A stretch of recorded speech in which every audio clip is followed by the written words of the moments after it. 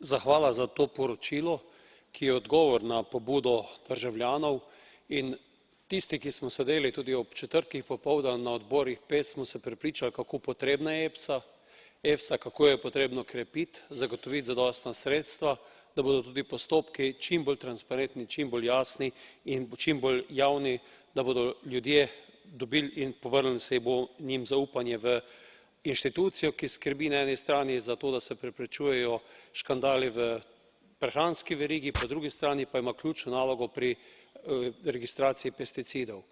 Pri pesticidih je podobno kot pri zdravju ljudi.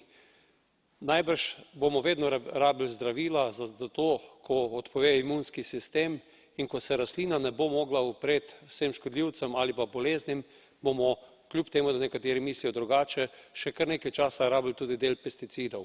In tu rabimo, da bomo sledili strokovnost, da bomo verjeli inštitucijam in da se bo tudi inovacija in pa pridelava hrane vršila v Evropi.